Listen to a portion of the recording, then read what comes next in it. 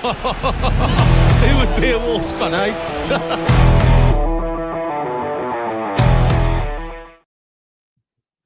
Good evening, good afternoon, whenever you're listening to this wonderful program, or watching live on YouTube. Welcome, as always, to your Wolves Fancast. A bit of a preview review mix up this week, following on from the cavalcade of comedy that is Molineux in the Carabao Cup, with a convincing 2-0 win over Everton. Joining me to talk about this wonderful journey, we have Rich Griffiths, Tom Baker, and a special guest tonight from Wanderers News. We've got Tyler joining us. How are we, Tyler? I'm all right, thank you. How about you? Yep, not too bad, not too bad. First time on the channel. I appreciate you coming on and spending a bit of time with us. So I'll come to you initially straight away on this. The talking point last night for the Everton game was initially straight away the team sheets came out. We didn't really know what to expect. Obviously, we've had this rough start in the league, and we're still pointless in the Premier League. But what was your thought process when you saw the team sheet for last night? I think seeing the team straight away, I was surprised that Vitor had gone for a formation change, but I welcomed it. I was very happy that he'd gone for this 4-3-3, which it seems like he went for. Seeing Cressy, who is, I think he's a £30 million centre-back when we fully do get him. Well, I think it's actually euros. So I was like, okay, right, we're going to see Cressy in his position where he prefers to play. We got to see Arias on the right, again, where he prefers to play. And I was pretty happy with it. And obviously, it got us the result as well. Yeah, it was a little bit of a shock to see such a big system change, Tom. And we were all trying to figure it out. But looking at it, I mean, there was a couple of little concerns. I mean, there is sort of a lack of pace in sort of the right fullback position with Matt Doherty. You've got Santi Bueno and Crutch Hughes, not sort of a partnership that we'd seen before. Did you have any sort of trepidations about going to a back four, or do you think this was something that was needed after the run of results that we'd had? Yeah, I think fundamentally, still trying to figure out what works. Well, obviously, we've got no points, so yeah, we want to cut one, of course, and even so, even though we've got no points, a cut one will alleviate some of the pressure, or not necessarily pressure, but the negativity. He tried something new. I do think that, again, part of me kind of calming down. I don't think Everton were particularly at full strength. Because, I mean, was Seamus Coleman at left back, or playing out of position, and the intensity during the first 15 and 20 minutes almost kind of felt a little bit pre-season to me. But in terms of the question and where you're at, I think it's trying something different. Whether that will translate at full, intensity in the Premiership, who knows? But on the flip side, at least he's trying. Sometimes, and I know Man United got a win at the weekend, but sometimes you look at managers, and this is only trying to put a positive on, because I don't want to be a negative Nelly, is they just keep hitting the same bush again and again in their philosophies, and they won't change. At least it's almost like as a fan, he's sitting there thinking, I don't think this is good enough. I don't think I figured it out personally, what our best formation, what the best personnel is. So he tried it. We got a win, so we'll take it. But yeah, in terms of, I suppose, the pace is an issue, the partnerships, but I think it's so hard to judge in the Carabao Cup game. I mean, if we'd played that squad against, for example, Man City at home, and the scoreline could have been absolutely astronomical, but it worked for us on this occasion, so we'll take anything at the moment.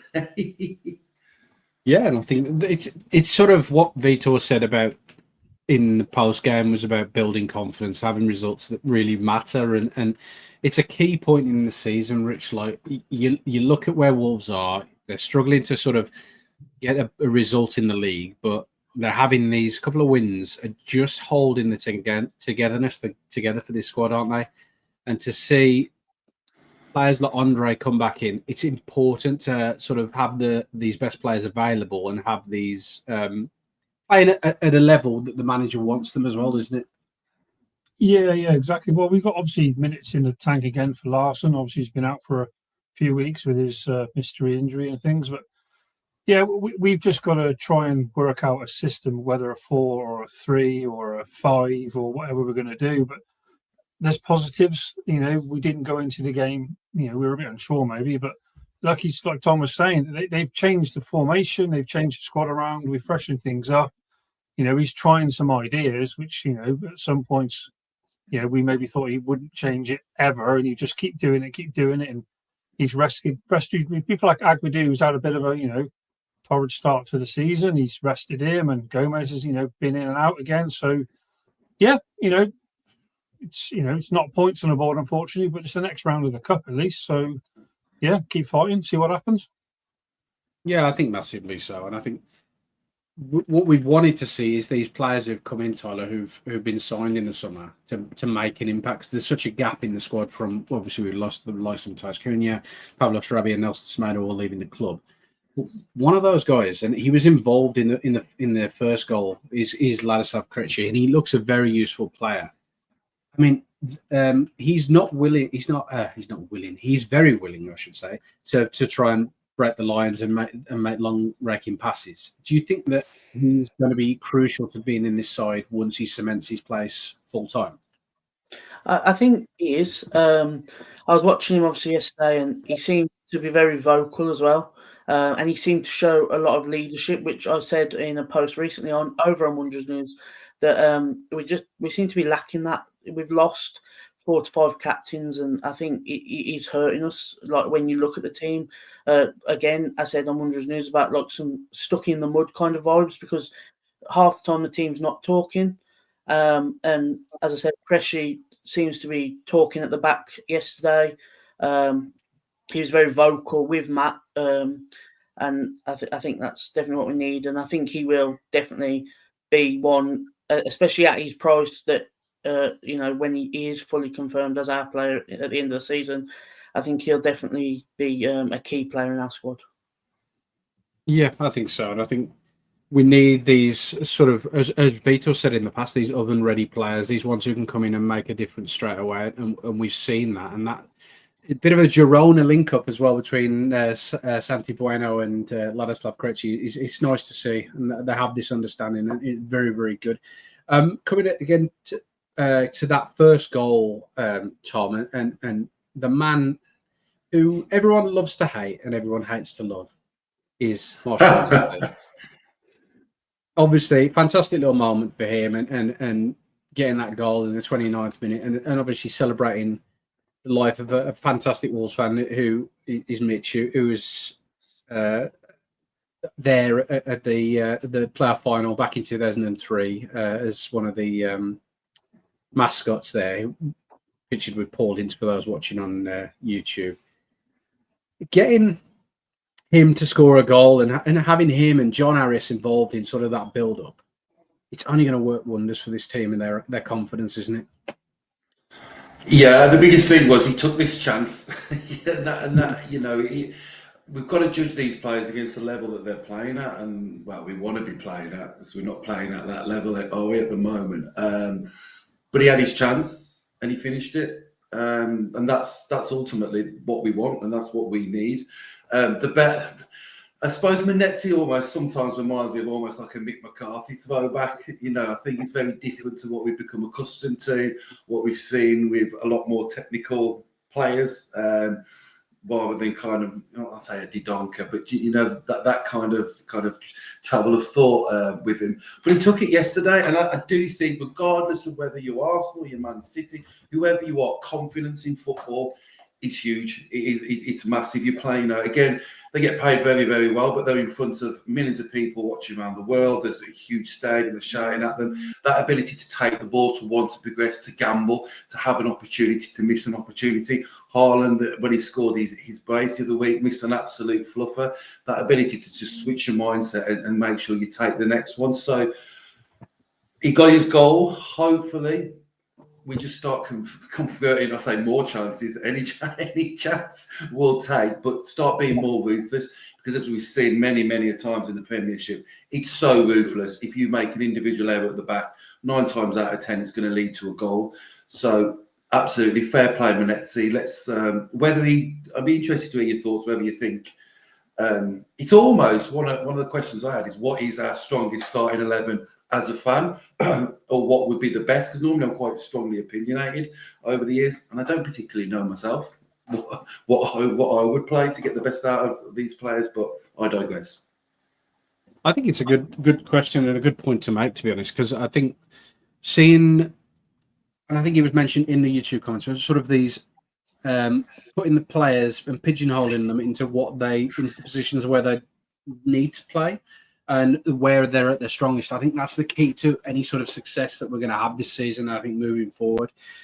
And I think looking at that, Rich, I mean, Marshall Monetzi was obviously played a little bit deep. As Tyler mentioned earlier on, John Harris has played on the wing and in a right wing position. I think this return to basics is very important for just building a foundation. I think also almost feels like when a brand new manager comes into a club that they have to sort of set the foundation, a lot like what Allardyce used to do, build from the back, not concede goals, get clean sheets. I think this is the point for Vitor, isn't it, Rich, that he needs to focus on the basics, get everyone playing in a position where they're comfortable. No one's sort of pushing the boundaries of where they need to be. And he'll get the best out of players like Arias and Monetzi. Yeah, no, I agree. The thing is, obviously, we've kind of we look at obviously last season and how well we did. As he came in, breath of fresh air, and everything was on an uplift with Wolverhampton. What he was doing for us as a club and a city itself. So it was all trajectory went up. But we've had such wholesale changes since his beginning at Wolves to the end of the season to the start of this. It's a completely different squad, team. New players settling in again, and I think it's a lot to ask for. We've obviously not completely covered all the gaps in the squad where we've lost talent. Most squads can't do that because of the finances. But yeah, I think the start we've had's been tricky. Don't get me wrong. We haven't performed as well as we could have, and I think as Tom said earlier, you're missing mistakes, you get punished, and we've been punished for every mistake we've made. There's no doubt about it. It's not like teams have been off the boil against us. They've all been on it from minute one, and if we were switched off from 1 minute, we're one down after a minute again. So for me, I think there's been a lot of work maybe on the training ground, with the time, for international breaks and stuff where people haven't been international squad wise, and he's had a bit of a look at himself and maybe changing to a 4. Who knows? Obviously started a 4 obviously yesterday, but that may be completely different again come Saturday. So I've got to get off his back a little bit. I've got to trust the process. He's a very defensive-minded manager, and he always has been. But now he seems to want to attack more and be more, offensive, which is great. But do we have the talent to do that way? And I think if we get everyone fit, do we know our best team? No, we don't at the moment. But I think it's time. It's going to need time again for everyone, like I said, to settle in and really focus on trying to get points in a Premier League somehow. It's the toughest league in the world for a reason, and there's a lot of talent. But I do think there's a lot of talent in the squad we've got.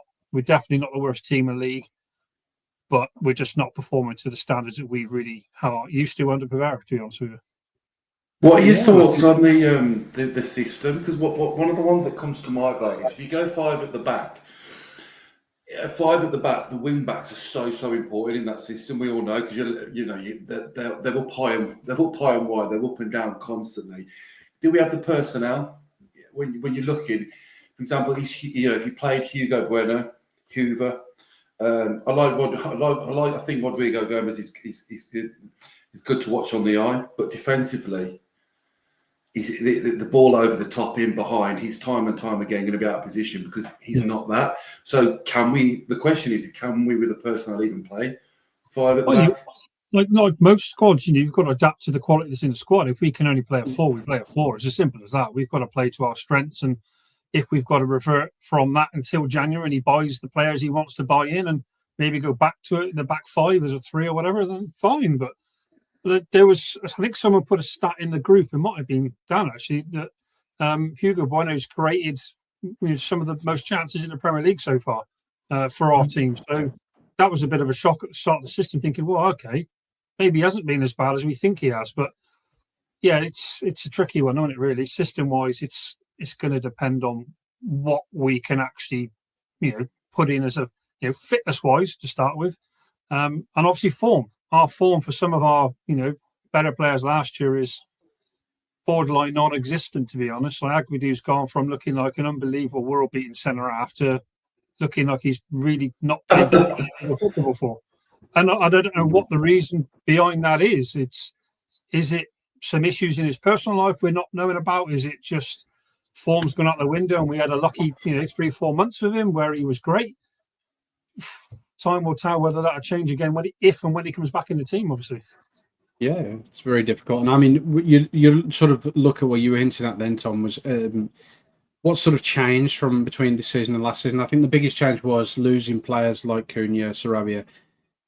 They are a lot more creative, whereas the players like who've come in, Fer Lopez and John Arias, they are traditional players in that sort of position, whereas like Cunha's a more hybrid, meaning that we have to play a little bit more vertically. And that's the formation that we have doesn't really allow us to play with that and engage the midfielders because you've got Gomez and Andre, who are very, very much defensive midfielders. Joao Gomez is maybe better moving forward a little bit than Andre, but they don't engage in terms of attacking options as much and attacking movements. And that's kind of what you need. You need people playing off these big men like Rockadore and Jurgen Strand Larsen. And there's kind of this disconnect. And I think having where we played against Everton last night and having this four at the back, it brings the team a little bit closer together. You just close that gap between midfield and attackers. The guy I literally just mentioned, and he was at summer signing as well, Tyler, was Tolo Rockadore. And we got tea time yesterday with what was a fantastic finish. I didn't see that coming out of his bag. I just wanted to smash it top bins. But he did really well. It's nice to get him on the score sheet so early into his Molineux career, isn't it? It 100% is. And I think, as you say, he took it so well. He's lifted it over the keeper. Even Vitor said in his press conference, he said, I was expecting him to smash it also. And honestly, I was sitting the Billy Wright and I watched him lift it and I thought, wow, the confidence on him. I think it does, it brings a question of him fully fit with a fully fit Jurgen Strand Larsen. We could have a really powerful attack if we play them two together. Obviously there is the argument you could play one singly but I think them two, dangerous in the box, get the crosses in, and also having someone as cool-headed as Tolu there, it's going to be fantastic. Yeah, I think so. And it's a bit of a change from what we're expecting normally, Tom. When we sign players, we've had a mix of forwards, haven't we? We've had the Fabio Silvas of this world, we've had Raul Jimenez, we've had Gonçalo Guedes, and they're all very, very different. But the key thing to this summer and this set of players that we've signed is they're all big physical players who are able to have a lot of strength on the ball, and they're very much geared up to play in a certain way. Is that sort of like something that you can get behind as a Wolves fan? Because obviously that limits us to the sort of football that we can play. I mean, it was a fantastic finish yesterday and it was beautiful football. But when you have players like this, you always feel like we might revert to type and getting balls into the box, playing long balls forward. It makes me think of Pep at Man City. He's got, I think I was watching City the other day, and there's Bernardo Silva and the little winger, and everyone else is like a 6 foot monster now. So whether it's a trend that's coming into the Premier League, part of my brain almost feels like as well, because the Premiership is so physical and we don't have the squad depth to be able to bed these players in because of how many changes we've made over the summer. So whether you feel that if they're bigger, they're more physical, that's another. Of course, they've got to have other qualities, right? But if they can adapt to the physical demands because they're big buggers of the Premiership, that they're going to be able to adapt and fit in quicker. Maybe that's the modem of thinking. I think what Tyler said as well. I like the look of them. I think when they're fully fit and they're firing, and again with strike, get your first goal, putting yourself about. Getting crosses into the box. My mind's almost that if we can just, it's the big it's because of what we've been watching. But if it's almost like, I don't know, 4 at the back with Krejci, maybe as like a defensive midfielder. Just try to just solidify that. And if we can get crosses into the box, realistically, then it's just again, but it's that creativity in the middle of the pitch, whether someone can adapt to it. But again, like we said before, we adapt to the players that we've got, and if this is who we've signed and this is what we want to go with, then we have to play to our strengths. But I do think the Premiership is physical. You see, who's a player from Liverpool that they signed for 100 million? That Wirtz. Again, he's kind of been, smaller in stature, absolutely brilliant. As soon as he gets the ball first game, bam, he's been clattered. And it's almost like he's having to adapt and learn. And we're talking about world-class players, not players that Wolves are signing. So probably plays into it as well, mate.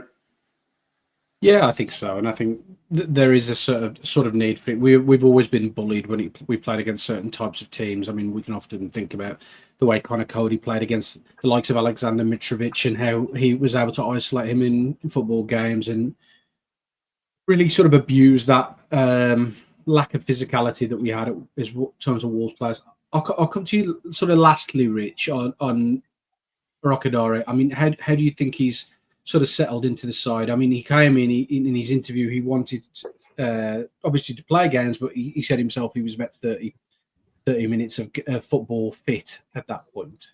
How do you think he's done so far in his Wolves career?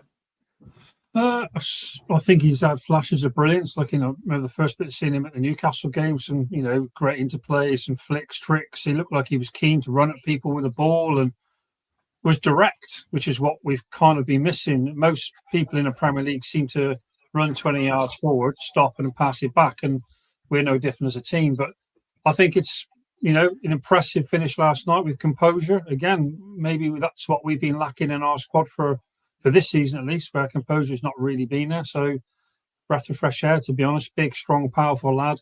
It's under the Vitor's model is a big, strong, powerful lad, which is why he loves Minetti so much, because big lad, runs a lot, puts it all in. Yes, he might not be the best technically, but he puts a shift in every week, and that's what he's demanding. And yeah, as long as we can get him back to being 100% fit. I know he's been struggling since April. He hasn't really played many games, definitely not many 90 minutes as far as I'm aware. So yeah, get on with it, basically. Let's see what we can do with him. Yeah. And I think the other key issue that we've talked about is sort of that defensive fragility of Wolves at the moment. And the man I want to talk about, and I'll start with you, Rich, because obviously you're a bit more prolific in that area, let's just say. He's Sam Johnston. And he played pretty well last night from my memory. And Jose Sarr, he's having a rough time of it recently, isn't he? I mean, he's has fantastic purple patches, and then he just has games where he just can't seem to save anything. I mean, where do you think we stand with the goalkeeping situation? And do you think that sort of Sam Johnston has potentially positioned himself in a place where he could keep the shirt long term? You'd think so, yeah. You'd think he'd be number one for the weekend, really. I think he made more saves in that game than Sarr has all season so far, hasn't he? He made 4. And don't get me wrong, there's a lot of goals that have gone past Sarr that unless it's his fault, but they've still gone in. So, unfortunately, you look at the score sheet and who's in goal and you complain. You don't even have to sometimes watch the game to know that it's going to be something's going to be wrong. So, frustrating. The keeper situation is being as bad as it is because we've had enough transfer windows to fix the potential issues. We created the issue ourselves by bringing Johnston in and not selling Sarr and keeping them both. And yeah, one's a great shot stopper, the other one's supposedly better with his feet. Currently this year, both being average, really, to be honest. But last night, yeah, he made some good saves. Obviously, from the one header on the front post, long throw in. Realistically, that was going in top corner, and Johnston saved it. So did most of the things well. Kicking, I don't think he's great with his feet at all, but I don't really care for that anyway. If a goalkeeper's great in goal, he's a great goalkeeper. I couldn't care less if he's, Ronaldinho in goal, to be honest. I don't need him to do that. But yeah, kick the ball long, 2 big lads up front. Who cares? Save the goal, clean sheet. He'll be buzzing with a clean sheet, probably to prove Vitor that, yes, it's a cup game, but still could have given Bentley a run out really as well. So for me, yeah, I'm happy that he maybe he's got a bit more confidence going into the weekend because it's not an easy game again, is it? So. Yeah, no, it's definitely not, and I think there's a lot of pressure now to build on this sort of result, Tyler. That we've positioned ourselves in a great way. That we've had a clean sheet. We know it's the Carabao Cup, so it's not the be all and end all. But to sort of stop the rut of conceding goals, do you think, similar to what Richie's saying, that Sam Johnstone is now potentially has that shirt to lose, and Jose Sarr maybe is going to take some time on the sidelines? Yeah, I totally agree. I think that obviously Sarr's made that many mistakes this season, and I was watching against yesterday, and there was times where Sam's made a save, and I thought if Sarr was in goal there, honestly, I think every Wolves fan would just expect it to go in. He made some beautiful saves. I mean, even against Newcastle in the league, where Sarr had a stomach bug and pulled that late. Sam came in. I know we lost 1-0, but he looked a lot more certain about his position in goal and a lot more, this is my spot. And I think he just needs to take that spot now. We give Sarr a rest, and we might even see Sarr leave in January if obviously Sam takes up this role, or even if Vitor goes, okay, right, I actually need a different keeper, one that's more consistent, and I can count on my number one. Yeah, and that kind of ties up with what we were seeing in the summer. I mean, there was a move for Lammers who went to Man United in the end. There was a move for him very early in the window. So I think Vitor must have been looking at the goalkeeping situation and thinking it was something he could improve on. So I'll give you the last sort of say on this one, Tom. How do you feel about Sam Johnstone and his position in the squad? And the key thing I want to talk about as well is he did an interview after the game. He came across very, very well, but the players seemed really happy for him and congratulated him on the clean sheet. He seems like the cohesion's there and the dressing room's a little bit more together still. Yeah, I think if Sam Johnstone doesn't start at Tottenham, it almost makes me wonder what's the point of having reserve goalkeepers unless it's just a critical injury. The amount of goals we've conceded, Sarr's percentage of shots on target against conceding. I mean, if you don't do your job, then that is your job to stop the shots fundamentally in the Premier League. So Sam Johnstone has to be given a go. If he's not, what's the point of signing him? We've kept a clean sheet. Hail Mary, so that says it in itself. Albeit it is a cup game, so 100% deserves to start. He does seem a likeable chap. From the pitch, I do think from a fan, I don't really know much about goalkeeping, but he seems a little quieter, less vocal than other people in his position. And I don't know whether sometimes that can create an impression that he's less dominating in his box. But he's kept a clean sheet. The team's seen with him.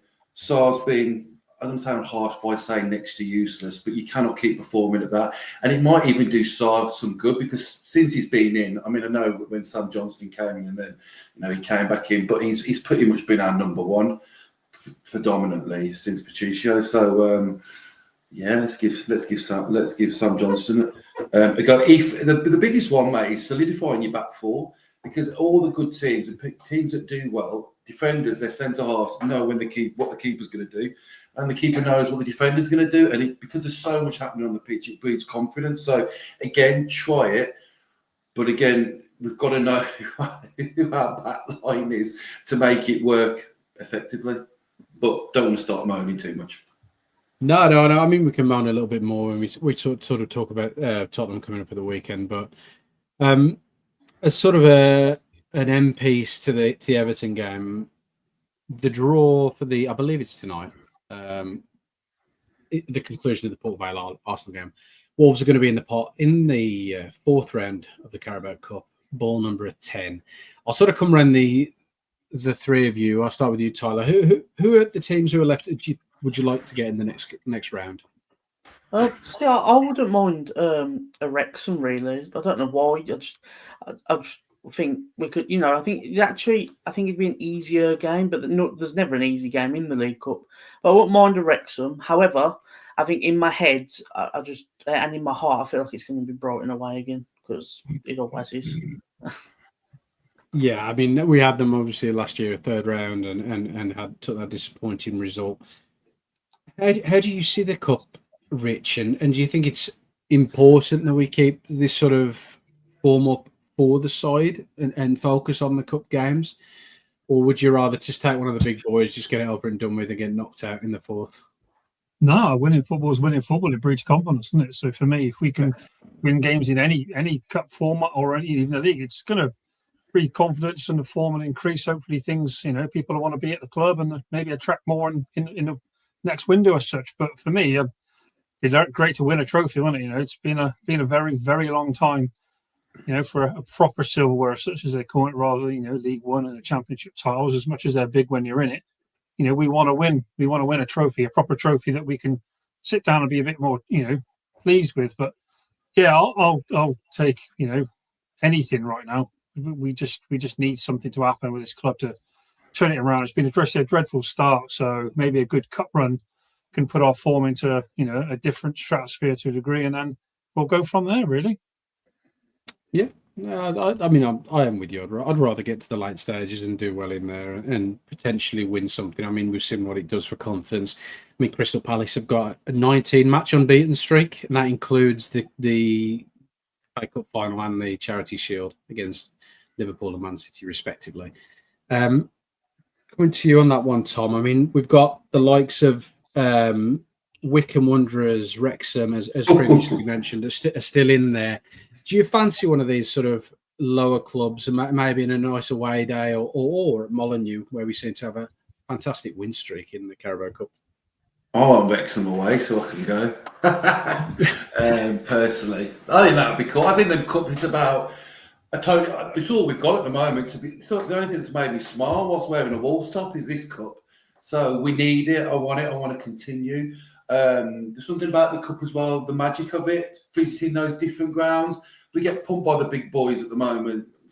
At the moment, most weeks. So let's go for somewhere different, a nice little away day. Well, even if it's at home, preferably at home if we actually want to think about longevity of the cup, because I do think it's a little bit risky in the cup going away. But absolutely, Wrexham away, what being an absolute great away day. Maybe even Wycombe, someone like that, something a little bit different.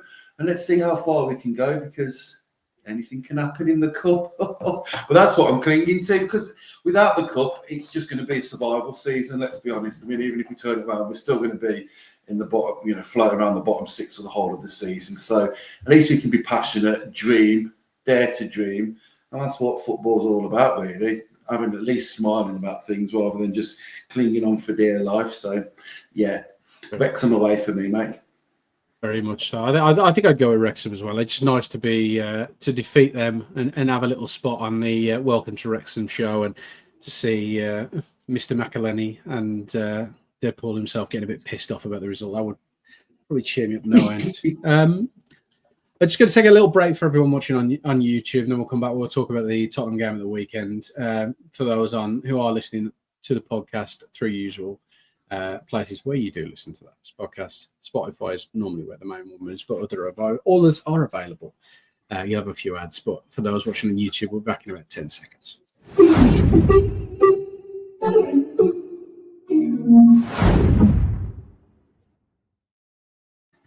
Welcome to the Wolves Fancast, and this is the Everton Review Spurs Preview Show in association with the Sports Social Podcast Network, FC Quizda Up, and the Boston Coffee Company. Fantastic result, obviously, last night, but we moved towards the weekend. Premier League, this is the most important bit because it's obviously towards our survival, and it doesn't get any easier with Spurs. We go into it with a fair few problems, I say, and it's nice to have these problems. And the two that I want to focus on straight away, initially, Tyler, are Ladislav Krejci and Andre. And Vika has got sort of, for those watching on YouTube, about who to utilise in the position. Because we obviously, Andre in at the side, Krejci's been in midfield and in defence. How do we utilise these two players to get the best out of them and potentially get our first win at the weekend? I'm hopeful that obviously we see Andre come back in, because I think yesterday he really dictated some of the play, and he was really good in the middle. So I'm hoping he comes back in. I could see Vitor staying with his 5, but in that 5, I would hope, and it probably won't happen because Vitor does like Agba, but I'd probably say Agba out and Cressy goes into the middle of that 5, that 5/3. And obviously the Andre to team up with Joao, I'd say. And then when you're in the attacking phase, you could even drop to that back 4, really, and Cressy come and join the midfield. So you've got 3 in the midfield when attacking. And I think that's probably his best way, but obviously I'm not a manager. So, I think that's his best way to do it. Yeah, I think the key to in sort of the defensive argument, Rich, is Santi Bueno and Cressy. I think they both played fantastic last night, and both have set themselves a fantastic stall to come into this first team. But the argument is, does he go to the 5? Does he stay with the 4? And where does Totti Gomez play into this? Well, Totti sits on the bench for me, not just through form. It's been pretty poor this year. If we're staying as a 5, I'm bringing Doc in, to be honest with you. I'm having Cressy, Doc, and Santi as the 3. I'd play those 3 together. And yes, I know people don't like Doc at all, but he very, very, very rarely lets us down. Doesn't get the appreciation he should do. And obviously, this Cressy guy is just, he doesn't really know what his best position is by the look of him. Whether he's wanting to play centre mid, he could probably play in front of this, right? But here's a centre half. He looks composed. Normally we are, scared to death a little bit of a centre half at Molineux that's trying to take the ball out. You think, oh God, what's he doing here? I got no worries with him. He looks like he's the business.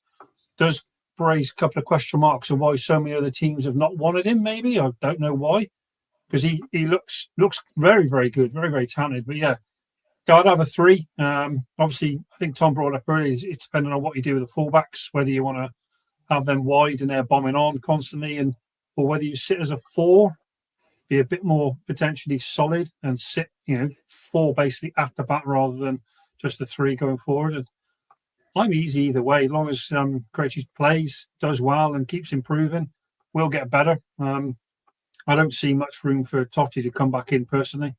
And obviously, I think the rest maybe for Agbadou might do some good. But again, he got his favourites. There's favourites for a reason. But form-wise this year, we've been pretty average in most places. So it's quite hard for him to pick someone on form, really. But yeah, I think he's probably those 2 on screen right now, the first 2 on the team sheet for Bar Johnston, I would say, for Saturday. Are you in similar, Tom, to what Rich is saying, that those 3 probably are guaranteed starting spots, and the other sort of addition to that is sort of where do you utilise them to get the best out of them in this side? Well, honestly, put the sponsors. I don't fully know. I don't think the manager knows. I think, look, Agbadou has dropped some absolute howlers, and I think on the Fancast the other day they said his evil twin. He's playing, which I quite liked. My concern, if he goes, is the physicality element. As bad as he's been, he's big and strong.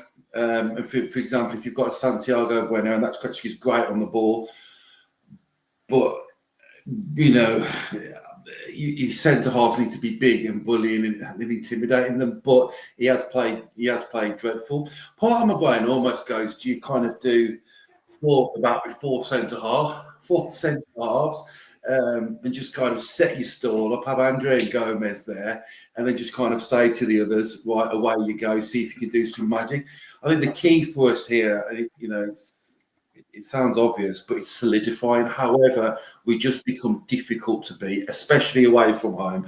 The longer we can stay in a game and frustrate the home team, the more they will push on, the more they will try and gamble, and the more we've got a look of getting them out of position and we will get an opportunity, and whether we can take it. It sounds very survivalist football, but we're 5 games in with no points on the board, and Lord knows how many goals conceded. I think Gretzky on the ball it's almost like a role, getting a bit carried away as I do, but it almost reminds me a little bit like a Rio Ferdinand type style when he's bringing the ball forward and he's got that swagger. But he's come straight to the Premiership, so whether, Andre and Gomez, they formed that partnership. Yes, they'll have off in form, but it almost feels like they have to start. I'm just trying to work my brain around. I think one of the keys in football is controlling the middle of the pitch. You dictate then the rest of the game. I know you need to defend, but if you do not control the middle of the pitch in football and keep the ball, which those two do extremely well, you're just surrendering attack after attack, and no matter how good your defence is, eventually they will concede. But I don't really have an answer for you. That was a lot of words for. I still don't know, mate. No, I get it, and it's a very difficult situation for Vitor at the moment in trying to figure it out. And I think he's got a lot of puzzle pieces, and they just don't quite fit at the moment. I mean, looking at the attacking side of things, Tyler. I mean, we've seen Hwang Hee-chan have quite a decent run of games in the side now, but he's not having the output. And John Arias really hasn't hit the ground running as we'd like. How do we utilise what we have in order to create chances? Because that's been sort of our weakest aspect of our play, is actually just not one scoring goals, but also creating chances and potentially looking down the line. I think you alluded to it earlier. Is about JSL and Tolu, and can they play together? I think they can in the long run play together. I still think Jorgen's recovering from that injury to his Achilles. He was strapped up yesterday.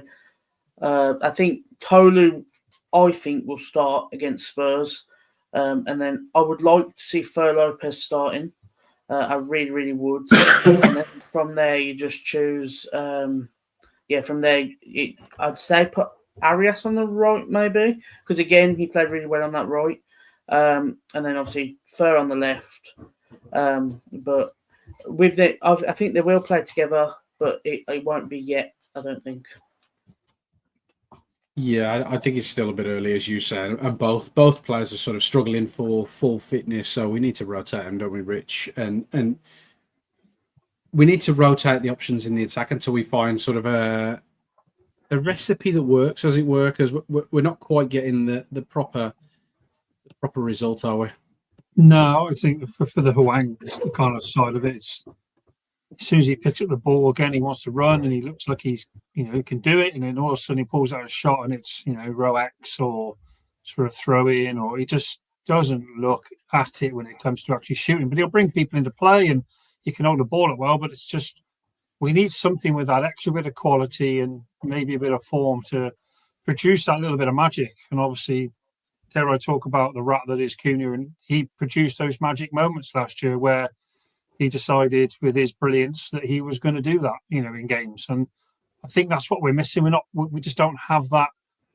I wouldn't say superstar, because there's, the ego side of him is what's made him, but that extra bit of quality is what we're missing. We don't seem to have it yet. Maybe Tulu is that missing piece. We don't know yet. Obviously, in the future that could be what we're talking about on a podcast in a few years' time. Going, how do we manage to get hold of him in the first place?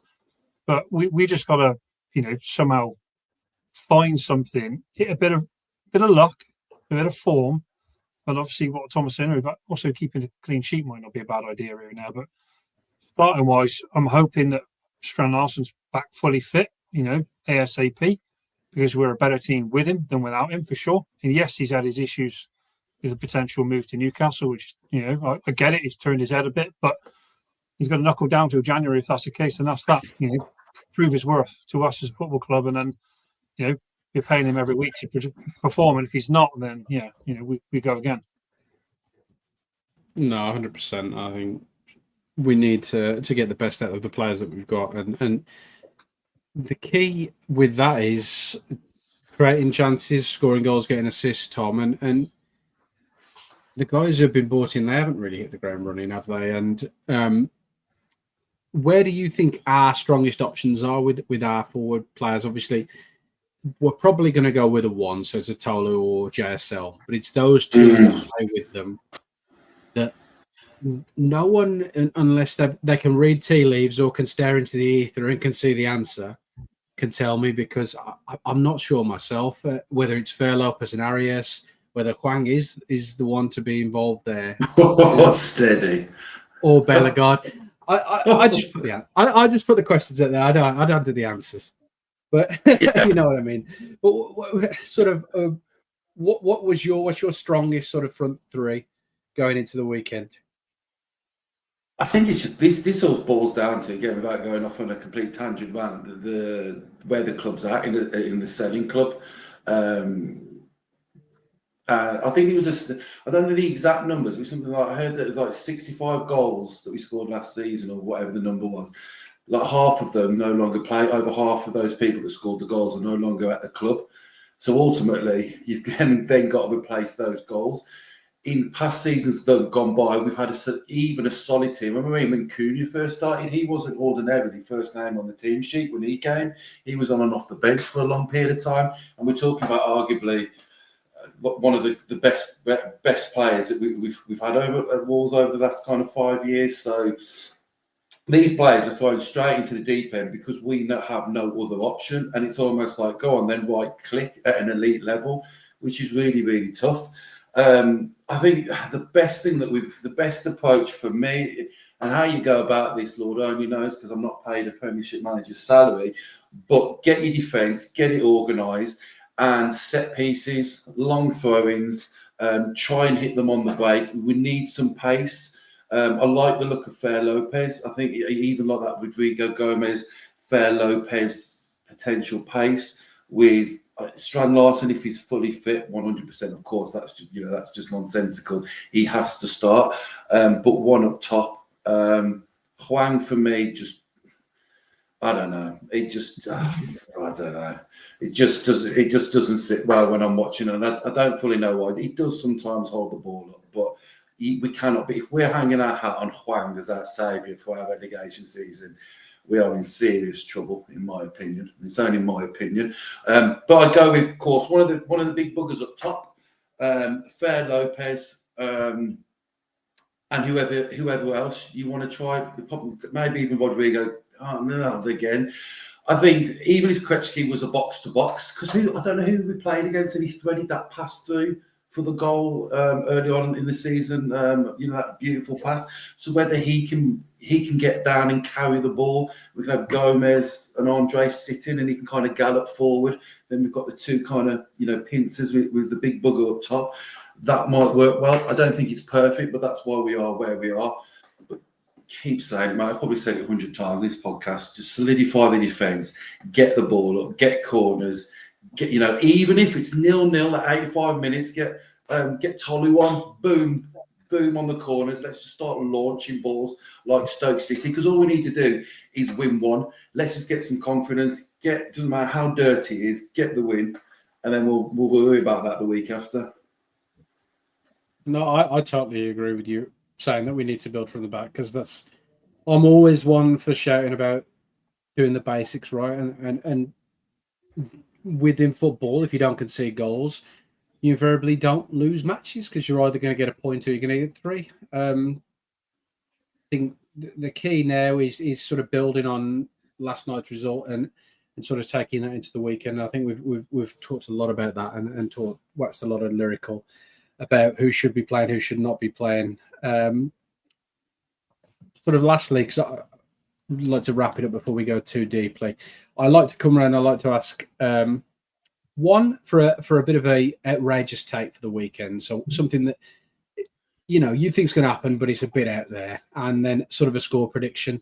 So since you're new, Tyler, I'm not going to come to you first on that one. I'll go to Rich.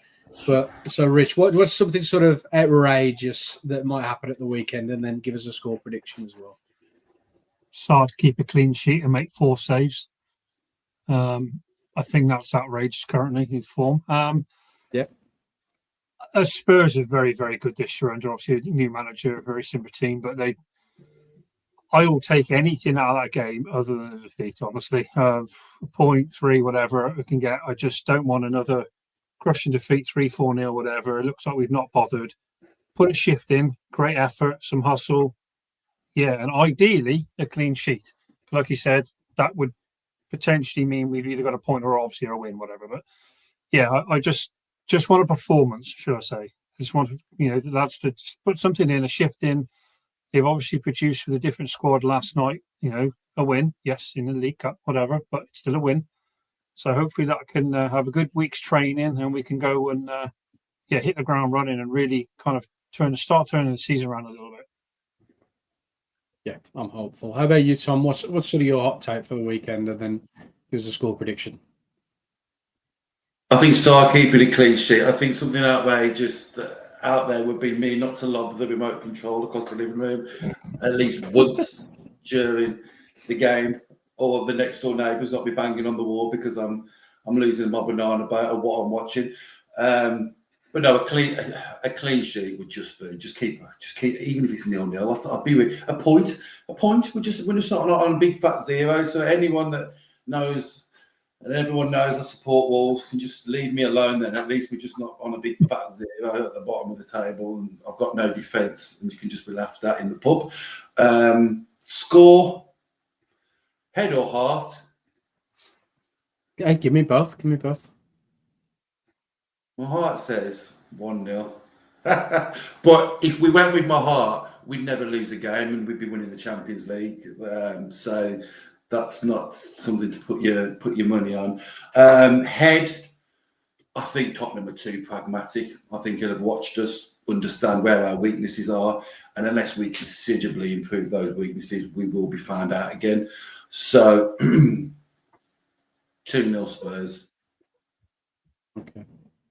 How about you, Tyler? Where's your sort of hot take for the weekend? And do you think the Wolves will break this duck and sort of get off the 0 points mark?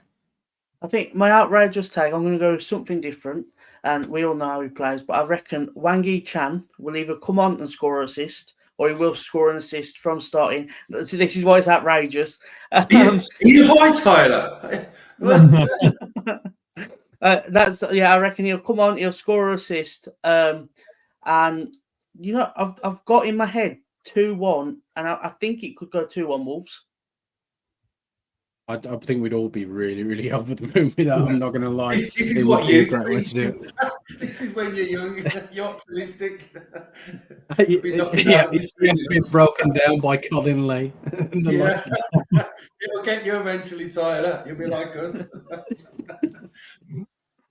I like that. That's a lovely way to end. So, obviously, thanks for everyone who's tuned in live on YouTube, everyone who's listening on the socials.